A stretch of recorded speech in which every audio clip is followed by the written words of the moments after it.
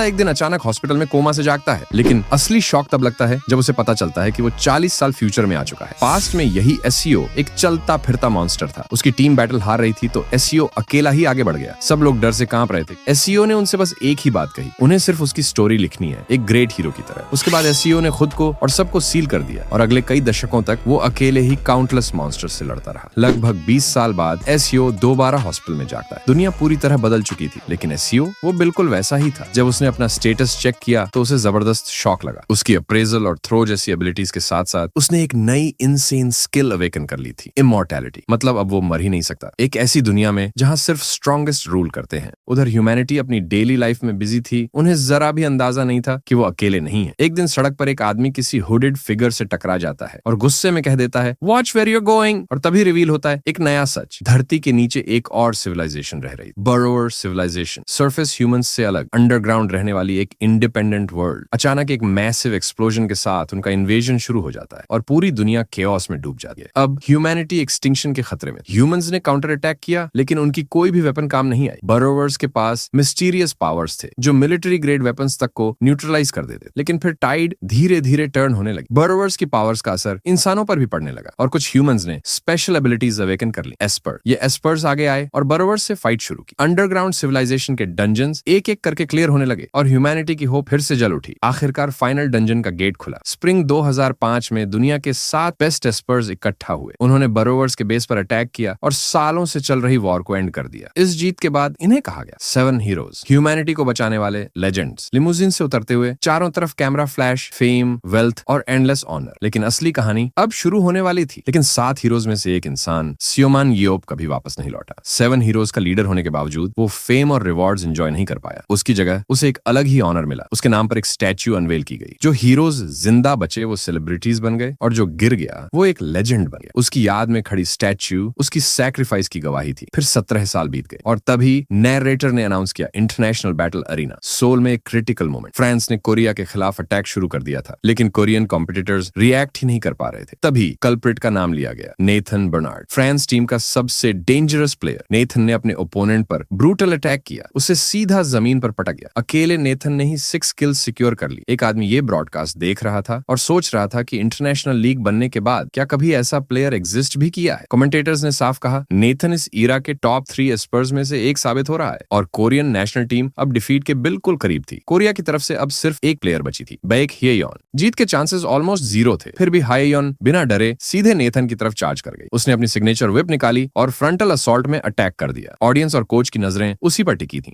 हिएयोन ने बिना रुके सीधा वेपन से वार किया। नेथन हल्के से मुस्कुराया और बोला, उसे यही एक्सपेक्ट था एक 7 हीरोज की डॉटर से। लेकिन फिर उसने कोल्ड टोन में कहा, ऐसी टीम के साथ वो कभी जीत नहीं सकती। काउंटर अटैक में नेथन ने हिएयोन को डिफीट कर दिया। कोरिया हार गया। नेशनल टीम एक सिंगल प्लेयर नेथन बर्नार्ड्स को भी नहीं हरा पाई। मैच का MVP वही था। क्राउड मायूस हो गया। लोगों को याद आने लगा वो एरा जब कोरियन एस्पर्स पूरी दुनिया पर डोमिनेट करते थे। कोच ने अंदर ही अंदर माना, कई डंजन्स क्लियर करने के बावजूद वो न्यू टाइम्स के साथ इवॉल्व नहीं कर पाए। ये डिफीट कोच बैक जाए हा के लिए पूरी तरह क्रशिंग थी। ये उस देश के लिए डिसग्रेस था जिसने सायोम, येओप और बैक जय हो जैसे हीरोज पैदा किए थे। टोटल डिफीट के सामने कोच ने रेलिंग को कसकर पकड़ लिया। कमेंटेटर्स ने भी एडमिट किया, स्ट्रॉन्ग टीम होने के बावजूद ये मैच डाउनराइट पैथेटिक था। उन्होंने इमेजिन किया पब्लिक का कितना बड़ा डिसअपॉइंटमेंट होगा। ऑनलाइन मैसेजेस में लोगों का गुस्सा साफ दिख रहा था। आउटरेज, क्रिटिसिज्म लगातार बढ़ता जा रहा। लोग सवाल पूछ रहे थे, आखिर 7 हीरोज में से एक होते हुए भी कोच खुद फाइट में क्यों नहीं उतरा। क्राउड पूरी तरह भड़क चुका था। लोग बू कर रहे थे, गालियां चिल्ला रहे थे और एक नई नेशनल टीम की डिमांड कर रहे थे। लोग कह रहे थे कि पूरी टीम में अगर कोई वर्थ का प्लेयर है तो बस बैक हायोन। 7 हीरोज में से एक बैक जय हो खाली पड़े गेम पॉड्स को देख रहा था और हालात की हालत पर अफसोस कर रहा था। नेशनल टीम के हेड कोच के तौर पर उसका तीसरा मैच भी डिफीट में ही खत्म हुआ। बैटल खत्म होते ही प्लेयर ने मॉड्यूल से डिस्कनेक्ट किया और बैटलफील्ड से बाहर आ गई। उसने कहा, उसे ऐसा लग रहा था जैसे क्राउड ये कह रहा हो, हायोन के अलावा बाकी सब रिप्लेसेबल हैं। फिर उसने खुद से सवाल किया, क्या कोरियन एस्पर्स की मशहूर विल पावर और स्ट्रेंथ अब पास्ट की बातें बन चुकी हैं। कोच कॉरिडोर से नीचे चलता हुआ बोला, उनकी मेंटेलिटी कमजोर है और स्किल लेवल भी बहुत लो हो चुका है। उसने कहा कि बेस्ट एक्सपर्ट्स तो बहुत पहले ही जा चुके हैं और फिर खुद ही बोला, वो इसलिए जा चुके हैं क्योंकि वो मर चुके हैं। इतना कहकर वो हॉलवे के बीच में रुक गया। एक गहरी सांस ली और योप का नाम पुकारा। जे हो ने दीवार पर लगी एक पुरानी फोटो की तरफ देखा और बोला, काश उसका दोस्त आज भी जिंदा होता। तभी दरवाजे पर कोई आ गया और बोला कि इंटरव्यूज के लिए चलना होगा, सब लोग वेट कर रहे हैं। ये सुनकर कोच ने फिर से साई ली। उसने कहा कि वो जाएगा और सिटीजन से अपॉलॉजी देगा। उसने उस यंग आदमी के कंधे पर हाथ रखा और बोला, उन्हें कोच भी इसी वजह से बनाया गया है। मुड़ते हुए जेहो ने कहा, इस टीम के साथ जीतना इम्पॉसिबल है, ये लोग बहुत वीक हैं और सही मेंटालिटी ही नहीं है। असिस्टेंट ने आर्ग्यू किया, वो अभी ज्यादा टाइम से कोच भी नहीं बना, ये तो बस शुरुआत है। लेकिन जेहो ने कहा उसे इंटरव्यू में ही अपना रेजिग्नेशन सबमिट कर देना चाहिए। वो दरवाजे की तरफ बढ़ते हुए बोला, जब तक सायोम और योप उस दरवाजे से चलकर अंदर नहीं आते तब तक कुछ भी बदलने वाला नहीं है। उसने खुद से कहा, अगर वो चला गया तो नेशनल टीम सच में होपलेस हो जाएगी। फिर भी उसने मन बना लिया, इस बार उसे सच में रिजाइन करना ही होगा। तभी अचानक उसकी जैकेट की पॉकेट में फोन बजने लगा। कॉल एसोसिएशन के प्रेसिडेंट की थी। उसने सोचा शायद उसे लेक्चर देने के लिए कॉल आया है। कॉल उठाते ही प्रेसिडेंट ने पूछा, क्या उसने न्यूज सुनी? जायहो ने कहा, उसने अपनी आंखों से देखा है कि नेशनल टीम ने हारकर देश की डिसग्रेस कर दी। लेकिन प्रेसिडेंट ने तुरंत डिनाई किया और बोला, वो इस बारे में बात नहीं कर रहा। ये सुनकर कोच को जबरदस्त शॉक लगा। उसने पूछा, आखिर वो क्या कहना चाह रहे हैं? और उसी पल आसमान से एक फिगर तेज रफ्तार में एक पोर्टल से गिरता हुआ आया। वो सीधे एक भीड़ भाड़ वाले सिटी स्क्वायर के बीचों बीच आकर लैंड हुआ। उसके जमीन पर गिरते ही जबरदस्त इंपैक्ट हुआ और आसपास खड़े लोग घबरा गए। ग्वांगह्वामुन स्क्वायर में अफरा तफरी मच गई। लोग चिल्लाने लगे कि एडमिरल यी सुनशीन और किंग सेजोंग द ग्रेट की स्टैच्यूज के पास आसमान से कोई आर्मर्ड आदमी गिरा है। वहां तीसरी स्टैच्यू भी थी, उस इंसान की जिसने अपने 6 साथियों को बचाने के लिए खुद को सैक्रिफाइस कर दिया था। और उसी टूटी हुई स्टैच्यू के बेस पर बैठा था एक ही इंसान, सेयोम योप खुद। चारों तरफ लोग उसे रिकॉर्ड कर रहे थे। भीड़ उसका नाम चिल्लाने लगी। कंफर्म हो चुका था, वो सच में सेयोम योप ही था। उधर फोन पर प्रेसिडेंट गुस्से में चिल्ला रहा था, क्या वो बहरा हो गया है? उसे समझ क्यों नहीं आ रहा कि वो क्या कह रहा है? अपनी ही स्टैच्यू के सामने वो हीरो धीरे धीरे अपना सिर उठाता है और तभी प्रेसिडेंट ने सबसे बड़ा न्यूज अनाउंस किया, सेयोम योप जिंदा लौट आया है। फ्लैशबैक में दिखता है सेयोम योप अकेला शैडो क्रीचर्स की पूरी हॉर्ड के सामने खड़ा है। वो शील्ड वाले एक मॉन्स्टर का जबरदस्त अटैक पैरी करता है। चारों तरफ से काउंटलेस एनिमीज उस पर टूट पड़ते हैं। वो खुद को आने वाले ब्रूटल कॉम्बैट के लिए तैयार करता है। शैडो क्रीचर्स उसे घूरते हैं और फिर एक साथ आगे बढ़ते हैं। डंजन के डोर्स उसके पीछे हमेशा के लिए बंद हो जाते हैं। वो कंफर्म करता है अब डोर सील हो चुके हैं। अकेला वो मॉन्स्टर्स की पूरी आर्मी और उनके डंजन मास्टर का सामना करता है। डंजन मास्टर ऊपर से उसे देखता है और चिल्लाता है, फाइट टू द डेथ। और तभी अचानक एक आदमी हॉस्पिटल बेड पर उठकर बैठ जाता है। वो हांफते हुए बेड के किनारे बैठता है। एक नर्स अंदर आती है और कहती है, आखिरकार वो जाग गया। वो सिर पकड़कर पूछता है, वो कहाँ है? नर्स बताती है कि वो हॉस्पिटल में है और पूछती है कि वो कैसा महसूस कर रहा है। उसे सब कुछ सुनकर प्योर कंफ्यूजन होता है, लेकिन असली शॉक तब लगता है जब उसे पता चलता है कि साल 2005 नहीं 2021 चल रहा है। वो घबरा जाता है और कहता है, वो तो 2005 में फाइनल डंजन में एंटर हुआ था। नर्स कहती है कि करंट सिचुएशन समझने के लिए उसे एक्सप्लेनेशन चाहिए होगी। वो टीवी ऑन करती है और उसे देखने को कहती है। टीवी पर न्यूज एंकर दिन की बड़ी खबर दिखाता है, साओमन योप के बारे में। रिपोर्ट में अनाउंस किया जाता है 7 हीरोज का लीडर 17 साल बाद जिंदा लौट आया। जर्नलिस्ट बताता है कि वो आसमान से गिरा और अनकॉन्शियस हालत में मिला, लेकिन इंजरीज सिर्फ माइनर थी। न्यूज ये भी बताती है कि 17 साल बीत जाने के बावजूद वो बिल्कुल भी एज्ड नहीं हुआ। एक्सपर्ट्स का मानना है कि ये सब टाइम डिस्टॉर्शन की वजह से हुआ है। रिपोर्ट खत्म होते ही वो खुद से सवाल करता है, क्या सच में 17 साल गुजर चुके हैं? उसके लिए तो ये सब 2005 की ही बात लग रही थी, जैसे बस कुछ दिन पहले हुआ हो। नर्स कंफर्म करती है और बताती है कि इसी वजह से बाहर इतना बड़ा कमोशन मचा हुआ है। वो खिड़की की तरफ इशारा करती है और वार्न करती है कि उसके आने के बाद से ही रिपोर्टर्स बाहर कैंप किए बैठे हैं। वो बाहर खड़े जर्नलिस्ट्स की भीड़ को देखता है और मन ही मन सोचता है, 17 साल बाद भी कुछ चीजें बिल्कुल नहीं बदली हैं। फिर वो एक मिरर मांगता है। नर्स कहती है कि वो अभी ला कर दे। मिरर हाथ में लेते हुए वो पूछती है, क्या ये ठीक है? वो मिरर में देखता है और समझ जाता है वो जरा भी एज्ड नहीं हुआ। वो सोचता है 47 साल की उम्र में कोई ऐसा दिख ही नहीं सकता। उसके दिमाग में सवाल उठता है, क्या ये सच में 17 साल बाद वाली उसकी ही दुनिया है? और तभी उसे खतरनाक रियलाइजेशन होता है। वो घबरा कर पूछता है, उसका सारा मनी कहाँ है? नर्स बताती है, उसकी विल के मुताबिक सारा पैसा एक चिल्ड्रंस फंड को डोनेट कर दिया गया है। ये सुनते ही उसका चेहरा उतर जाता है, प्योर डिस्पेयर। वो फिर पूछता है, उसका हाउस? नर्स जवाब देती है, अब वो एक म्यूजियम बन चुका है, नाम है साओमन योप्स हाउस। वो अगला सवाल करता है, उसकी कार? नर्स बताती है, वो चैरिटी ऑक्शन में बेच दी गई। ये सुनकर वो पूरी तरह टूट जाता है। वो खुद से कहता है, अब वो म्यूजियम में तो रह नहीं सकता, मतलब अब वो होमलेस भी है और पेनीलेस भी। साओमन योप अफसोस करता है, अगर उसे पहले पता होता तो वो थोड़ा सा अपने लिए बचा ले। नर्स उसे रिएश्योर करती है, कोई उसे अबैंडन नहीं करेगा। वो बताती है कि बैक जेहो पहले ही कांटेक्ट कर चुका है और वो जल्द ही हॉस्पिटल पहुंचने वाला है। वो इस पर अग्री करता है। नर्स कहती है कि वो उसे अकेला छोड़ रही है और जरूरत हो तो बेल रिंग करने को कहती है। सब कुछ अपनी आंखों से देखने के बावजूद उसे यकीन नहीं हो रहा था। वो तय करता है कि डिटेल्स वो बाद में जीहो से पूछेगा। अभी के लिए वो अपनी फिजिकल कंडीशन चेक करेगा। तभी वो अपनी एबिलिटी एक्टिवेट करता है, स्कैनर आई। यही वो एबिलिटी थी जिसने उसे दुनिया का सबसे स्ट्रॉन्गेस्ट बनाया। ये पावर किसी भी टारगेट की इंफॉर्मेशन एनालाइज और विजुअलाइज कर सकती है। ये सिर्फ करंट एबिलिटीज ही नहीं, फ्यूचर में अवेकन होने वाली डोरमेंट पावर्स तक डिटेक्ट कर लेती है। इसी वजह से वो बाकी सबसे काफी तेज डेवलप कर पाया और इसी कारण करियर के शुरुआती दौर में ही वो डंजन रेड्स लीड करने लगा।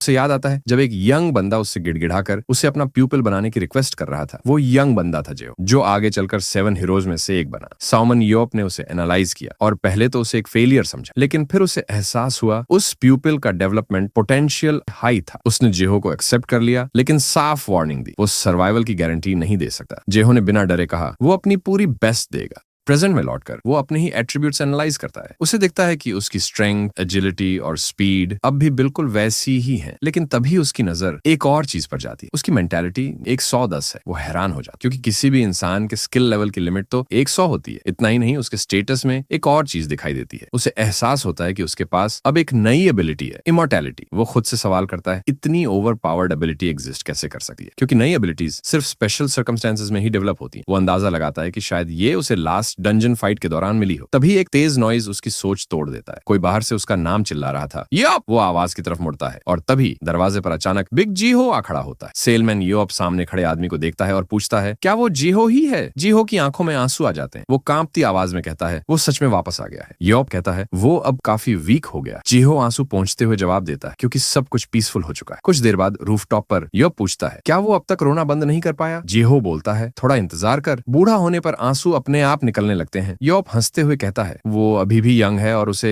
ये सब नहीं पता। फिर योप टॉपिक बदलता है और पूछता है क्या उसने अपना प्रॉमिस निभाया। जीहो कंफ्यूज्ड होकर पूछता है कौन सा प्रॉमिस। योप उसे उसकी बायोग्राफी याद दिलाता है और तब जाकर जीहो को याद आता है। वो बताता है कि उसने फैंटेसी नॉवेल्स के लिए फेमस एक गोस्ट राइटर हायर किया था। योप मजाक में पूछता है कहानी की शुरुआत उसके अंडे से हैच होने से तो नहीं होती। बुक के अलावा एक डॉक्यूमेंट्री और एक फिल्म ने उसे लगभग एक मिथिकल गॉड बना दिया। प्लॉट्स चाहे कितने ही बैड क्यों ना हो, सब कुछ वायरल हो गया। मूवी तो world wide box office hit बन गई। योप बस शांति से पूछता है इससे क्या फर्क पड़ता है। वो कहता है उसे लगा था कि वो डंजन में मर गया है, लेकिन 17 साल बाद हॉस्पिटल में जाग गया। वो जानता है कि वो डिलीरियस नहीं है। फिर भी ये सब एक्सेप्ट करना आसान नहीं और हालत और खराब तब हो गई जब उसने दुनिया बचाई, लेकिन अब वो पुअर और होमलेस है। जेहो उसे रीअश्योर करता है इसीलिए तो फ्रेंड्स होते हैं, वो उसके पैसों में मदद करेगा। योप उसे देखकर कहता है वो सच में बड़ा हो गया है। वो पूछता है क्या उसने इन 17 सालों में पैसा कमाया और बिजनेस शुरू किया। जेहो समझाता है उसने डंजन्स से रिवॉर्ड मनी कमाया और वो कहता है एक लिमिट होती है कि इंसान कितना खा सकता है और कितना आराम कर सकता है। वो मजाक में पूछता है इतना क्लूलेस आदमी बिजनेस चलाते हुए बैंकरप्ट कैसे नहीं हो गया। जेहो हंसते हुए मान लेता है उसने भी यही सोचा, इसीलिए उसने एक प्रोफेशनल हायर कर लिया जो सब कुछ हैंडल करता था। योप फिर कैजुअली पूछता है क्या वो अब अनएम्प्लॉयड है। जेहो कहता है कि उसके पास जॉब है। योप क्यूरियस होकर पूछता है वो आखिर करता क्या है। जेहो थोड़ा रुककर बताता है कि वो अब कोच है और वो भी नेशनल टीम का हेड कोच। योप हैरान होकर पूछता है कि वो इतनी धीमी आवाज में क्यों बोल रहा है और आखिर वो किस तरह का कोच है। लेकिन जेहो उसे एक पल रुकने को कहता है और अपना फोन निकालता है। वो फोन पर एक मैच दिखाता है और योप से देखने को कहता है। योप स्क्रीन पर चल रही इमेजेस देखता है और पूछता है क्या ये वही डंजन्स नहीं है जिन्हें वो लोग रेड करते थे और क्या वो तो कब के डिसअपीयर नहीं हो चुके थे। जेहो समझाता है कि ये असली डंजन नहीं बल्कि एक रियलिटी स्पॉट है जिसे बैटल ग्राउंड कहा जाता है। इसमें वर्चुअल रियलिटी डंजन्स बनाए जाते हैं जहां दो टीम्स एक दूसरे से फाइट करती हैं सिर्फ स्पोर्ट के लिए। वॉर के बाद एस्पर्स को यूज करके ये नया बिजनेस शुरू किया गया जो धीरे धीरे दुनिया का सबसे पॉपुलर स्पोर्ट बन गया। योप इसे देखकर कहता है कि ये सब उसे किसी बच्चे का खेल लग रहा है, लेकिन जेहो तुरंत उसे करेक्ट करता है और कहता है कि ऐसा नहीं है। वो बताता है कि टॉप प्लेयर्स में कुछ ऐसे एस्पर्स भी हैं जो 7 हीरोज के बराबर फाइट कर सकते हैं और battle ground world cup ranking किसी भी देश की प्राइड बन चुकी है। योप तुरंत पूछता है तो कोरिया की रैंकिंग क्या है। जेहो ये सवाल सुनकर चौंक जाता है। वो मजाक में पूछता है क्या योप बुढ़ापे में डेफ हो गया है और फिर दोबारा कोरिया की रैंकिंग बताने लगता है। योप आर्ग्यू करता है कि कोरिया के पास तो हमेशा से पावरफुल एस्पर्स रहे हैं तो रैंकिंग हाई ही होनी चाहिए। जेहो थोड़ा रुकता है और ऑनेस्टली कहता है कोरिया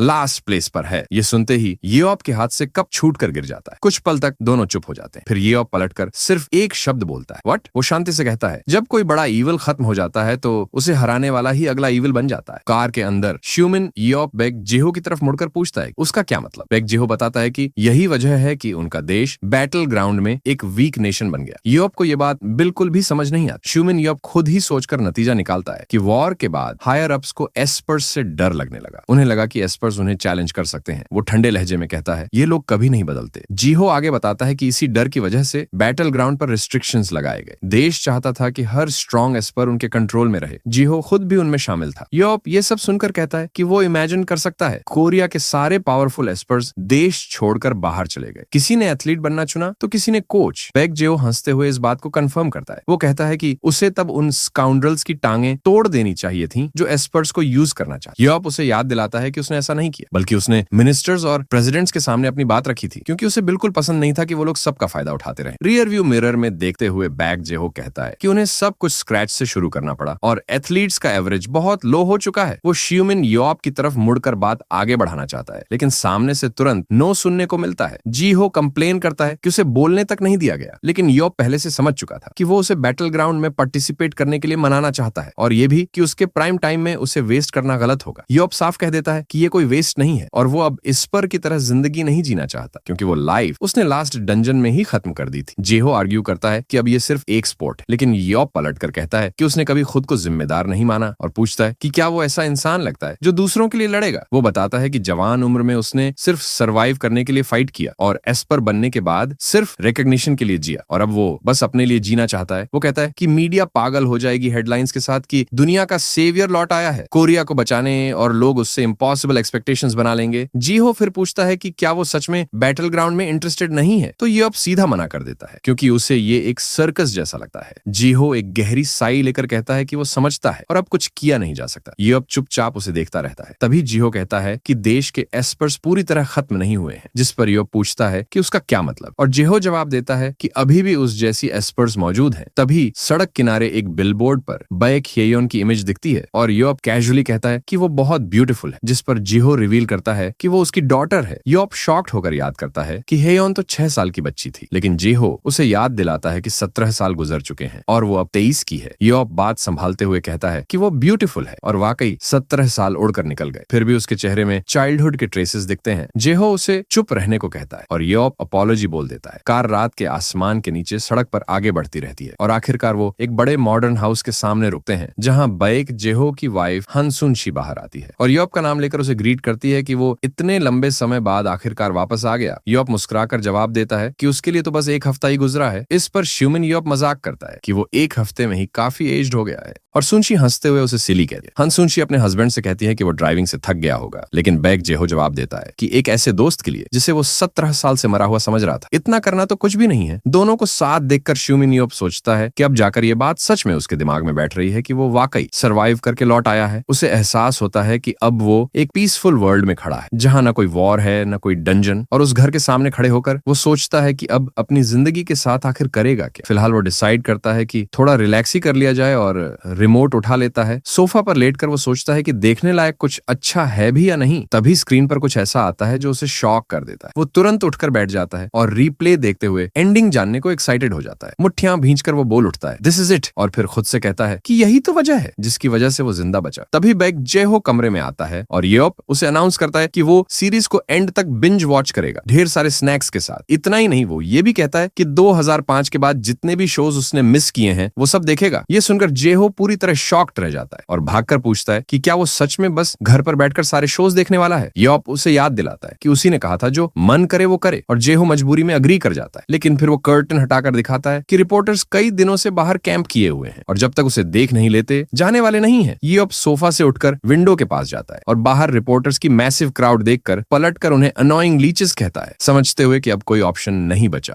वो खड़ा होता है और श्यूमिन योप जेहो को ऑर्डर देता है कि अगले दिन सारे रिपोर्टर्स को इकट्ठा किया जाए, क्योंकि वो सबको बुलाकर साफ साफ कहने वाला है कि वो उसकी लाइफ से बाहर निकल जाए। अगले दिन एक बड़े बिल्डिंग में प्रेस कॉन्फ्रेंस शुरू होते ही कैमरास फ्लैश करने लगते हैं। श्यूमिन योप और बैक जेहो स्टेज पर आते हैं और रिपोर्टर्स आपस में कहते हैं कि वो काफी काल्म लग रहा है और इवेंट उम्मीद से जल्दी शुरू हो गया। अनाउंसर प्रेस कॉन्फ्रेंस के स्टार्ट का ऐलान करता है और फ्लैशेस के सामने खड़े होकर योप माइक पकड़ता है और अपना इंट्रोडक्शन देते हुए कहता है कि जैसा सब देख सकते हैं वो वापस आ चुका है, और ये सिचुएशन जितनी क्यूरियस उनके लिए है उतनी ही उसके लिए। बगल में खड़ा जेहो राहत की सांस लेता है और सोचता है कि इस बार वो सब ठीक से हैंडल कर रहा है। लेकिन तभी योप आगे कह देता है कि वो बिल्कुल भी ग्रेटफुल नहीं है, सब लोग अपने क्वेश्चंस पूछ लें और उसके बाद उसकी जिंदगी से गेट आउट। बैक जेहो को एहसास हो जाता है कि योप जरा भी नहीं बदला है और वो अनाउंस करता है कि वो क्वेश्चंस एक एक करके आंसर करेंगे। फाइनल डंजन से वापसी के बारे में पूछे जाने पर श्यूमिन योप साफ कह देता है कि उसे खुद नहीं पता, वो बस हॉस्पिटल में जाग गया था। फिर वो ये भी डिनाई करता है कि उसे पिछले 17 सालों की कोई मेमोरीज हैं। उसका बाकी हीरोज से कोई कांटेक्ट नहीं रहा और ना ही वो अपनी एसेट्स वापस लेने का कोई इरादा रखता है। अगला सवाल मांगते हुए वो हाथ उठाए एक रिपोर्टर की तरफ इशारा करता है जो पूछता है कि क्या उसने कोच बैक जेहो से बैटल ग्राउंड के बारे में सुना है। योप कामली कंफर्म कर देता है कि हाँ सुना है, इसके बाद रिपोर्टर पूछता है कि क्या वो खुद बैटल ग्राउंड प्लेयर बनने का प्लान कर रहा है। ये सवाल सुनते ही रिपोर्टर्स के बीच विस्पर्स शुरू हो जाते हैं, जबकि जेहो चुपचाप देखता रहता है, क्योंकि यही सवाल वो एक्सपेक्ट कर रहा था। शुमिन यॉप बिना किसी हेजिटेशन के जवाब देता है कि उसे बिल्कुल भी इंटरेस्ट नहीं है। रीजन पूछे जाने पर वो बस इतना कहता है कि उसे इंटरेस्ट नहीं है, लेकिन रिपोर्टर उसे प्रोवोक करता है और पूछता है कि क्या उसे कॉन्फिडेंस की कमी है। इस पर स्क्रीन की तरफ इशारा करते हुए येओप कहता है कि वहां बस एक ही चीज की कमी है, और वो है उस रिपोर्टर के सिर के हेयर। वो साफ कह देता है कि बैटल ग्राउंड उसे फन नहीं लगता और वो लोगों के एंटरटेनमेंट के लिए क्लाउन बनने वाला नहीं है। येओप कहता है कि उम्मीद है सबकी क्यूरियोसिटी सेटिस्फाई हो गई होगी, क्योंकि वो अब किसी भी तरह का हैरेसमेंट नहीं चाहता। ये कहकर वो गुड बाय बोलता है, लेकिन जैसे ही वो मुड़ता है,